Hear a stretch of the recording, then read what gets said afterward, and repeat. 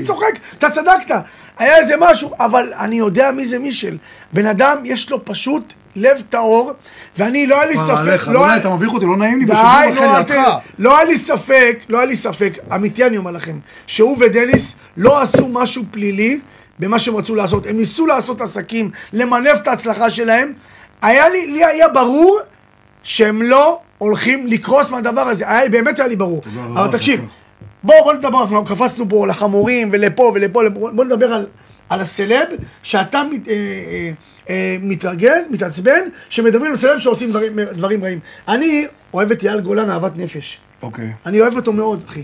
ואני אוהב גם את מושיקו מור, ואתה יודע, אחי, אייל גולן, אני אמרתי גם את דעתי, 12 שנה, זה too much על מה שהיה, לא, חכה שנייה עד הסוף, לא היה אונס, גם אם הוא עשה משהו לא מוסרי, לשלם 12 שנה, ואחרי 12 שנה עכשיו, לחרוץ את דינו עוד פעם, וכל הרשויות כאילו לא שמעו את זה לפני זה, בגלל שלא אהבתי את זה בכלל.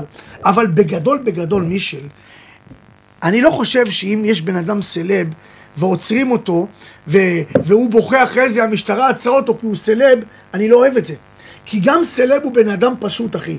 ואני, גילי, שמכירים אותי 12 שנה, אף פעם לא עצרו אותי, ואין תלונה עליי, אוקיי? ויש עוד הרבה אנשים שמוכרים, ואין תלונות. אם סלב עושה טעות, הוא ישלם עליה, כי אחד האדם הוא לא יותר טוב מאף אחד, שהוא לא סלב. אתה מסכים איתי? אבל זה מה שקורה? לא, רגע. קודם כל עוצרים, רגע, מישל. עוצרים מלא אנשים שאנחנו לא מכירים אותם. יש מלא אנשים בבתי כלא שהם לא מפורסמים. נכון. שהם יושבים בבתי כלא וישבו עוד מלא. אם יש מפורסם שמפרסמים אותו, גם אני בתור אחד שחי במדינה, זה מעניין אותי לקרוא את זה. שהזמר שאני אוהב, או הזמר שאני מכיר, או שחקן כדורגל, אם שחקן כדורגל עושה טעות ומפרסמים, אני לא אוהב את הקטע בגלל שהוא שחקן עושים לו את זה. אז מחר הוא יעלוס את אחותי, ולא יעשו לו כלום. אני רוצה שתפריד מישל כפרה. אני רוצה שתפריד. עכשיו אותך, עשו לך בז, כמו שאתה אוהב את הפרסום, והלכת לצינור לילה, והיית חלק מהם, אז פרסמו, יש כתבה, כתבו בערוץ 11 עשה את זה, נכון? עשה עליכם, אחי. כמו גברים עמדתם, עשיתם סרטונים, ונוכיח, והוכחתם לכולם, וזה בא לזכותך, שיצאתם זכאים, אתה מבין? מה אתה שלא ידברו על זה בגלל שאתה מישל? הרי היה באמת פאקים שם, נכון? אתה אמרת שגם מצאו אתכם. לא, היה פאקים מול החברה שהיינו בהתקשרות מולה, היה שם חוסר תקשורת, להפוך את זה לנוכלים. לא, אדם נפגעו. אתה למה נפגעו? אם לא נכנס הכתב, לא היה קורה כלום. אתה מאמין? למה? כן, הוא כבר בסידור מול החברה השנייה, כי קניתי כבר אתרים חדשים. אוקיי. פשוט וקל, שהוא נכנס, הוא אמר, היה נוכלות, כולם נבהלו. עזבו את הכל ותראו.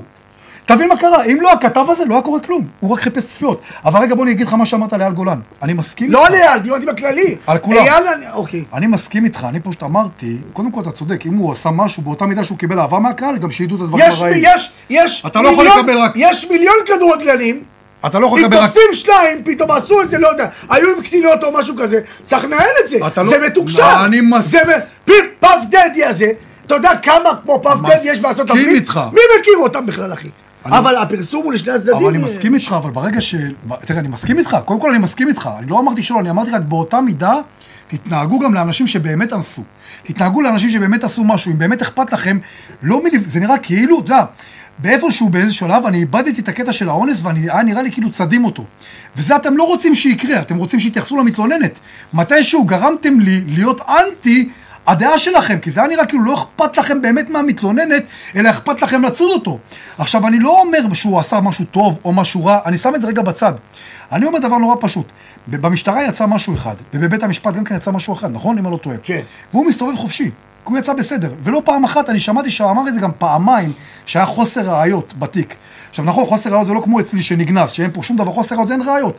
מצד שני, אם אין ראיות, גם אין ראיות לצד השני. בוא נשים דברים על השולחן. עכשיו, 12 שנים, אל תשכח שמעבר לפן המשפטי, הוא קיבל בתקשורת יריות מכל הכיוונים. עכשיו זה יותר גרוע. עכשיו, אחרי 12 שנים... כולם מחרימים אותו, עכשיו נזכרו להחרים אותו. תקשיב, זה קשה מנסוע, כבר עבריין על אונס לא יושב בכלא 12 שנים לצערי. בסדר? כמה אונס אתה יושב? אתה אמור גג 16 שנה ואתה יוצא אחרי 4, 5, 6, 7, זה מה שקורה לך. 12 שנים, שעל הדרך אתה מאבד הרבה דברים. עכשיו, אייל גולן, רק הייתי רוצה לייעץ משהו קטן. אם אתה יכול לעשות איזו הופעה ולתרום את הכסף לנערות בסיכון, לנערות בסיכון לעשות דבר כזה, זה יהיה משהו נורא יפה, לעשות הופעה ולהגיד, חבר'ה, זה הלקח שלי, עשיתי, לא עשיתי, לא עשיתי. זה מה שיצא במשטרה ואני מגן על עצמי, לא עשיתי. אבל בכל זאת, אני תורם עכשיו את הכסף של ההופעה לנערות בסיכון, כדי שכולם יבינו איך צריך להתנהג, גם אם כי אני דמות מוכרת, אז יש עליי אחת וכמה, אני צריך להסתכל על אחת כמה וכמה על עצמי ועל הדבשת שלי.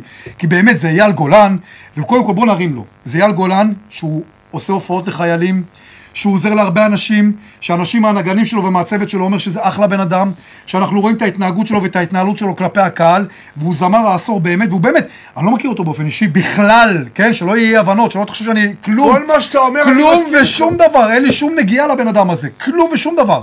באמת, אני אפילו לא עוקב אחריו באינסטגרם, אין לי כלום ושום דבר. אני רק אומר, שאם כבר אחד כמוך כזה חזק ודמות נורא, הוא נורא מוביל דעת קהל, הוא נורא ידוע, אז למען הסר ספק, תעשה איזשהו משהו של התרמה, ששם אי אפשר יהיה יותר לדבר לכיוון שלך, כי מעבר לזה אי אפשר לעשות יותר כלום. מה הוא יכול לעשות? תגיד. לעצור את עצמו.